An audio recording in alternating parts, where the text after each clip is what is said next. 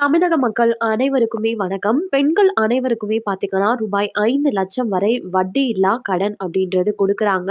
நீங்க ஆண்கள் பார்த்துட்டு இருக்கீங்க அப்படின்னாலும், உங்க வீட்ல இருக்கக்கூடிய பெண்கள வைத்து இந்த ரூபாய் 5,00,000 வரை வட்டி இல்லா கடன் அப்படின்றத பெற முடியும். இது யாருக்கெல்லாம் குடுக்குறாங்க? எதன் அடிப்படையில் குடுக்குறாங்க? அப்படின்ற முழு விவரம் தெரிஞ்சுக்கிறதுக்கு முன்னாடி, நம்ம சேனல்ல நெறைய பேர் பார்க்குறீங்க. ஆனா சப்ஸ்கிரைப் பண்ணாமயே பார்த்துட்டு இருக்கீங்க. முடிஞ்ச அளவு சப்ஸ்கிரைப் பண்ணிக்கோங்க. அப்பதான் நம்ம போடக்கூடிய வீடியோஸ் அனைத்துமே உடனுக்குடனே உங்களுக்கு நோட்டிபிகேஷனா வந்து சேரும். இப்ப வாங்க வீடியோக்குள்ள போயிடலாம். பெண்களோட வாழ்வாதாரத்திற்காக அவர்களோட பொருளாதார தரத்தை மேம்படுத்தணும் அப்படின்ற நோக்கத்துல மத்திய மற்றும் மாநில அரசுகள் பல்வேறு நலத்திட்டங்களை கொண்டு வந்துட்டு இருக்காங்க.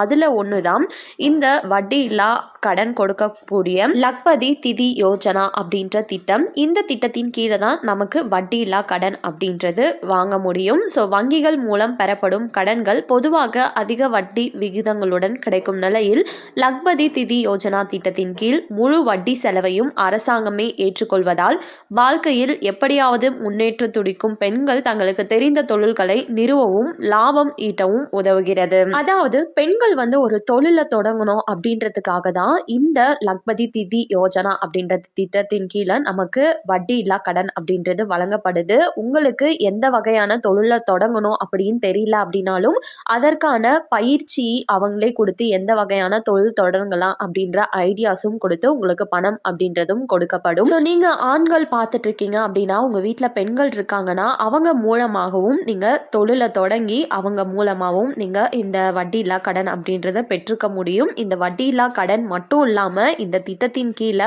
மானியம் வகையிலும் உங்களுக்கு பர்டிகுலர் அமௌண்ட்டை டிஸ்கவுண்ட் பண்றதுக்கான வாய்ப்புகளும் இருக்கு.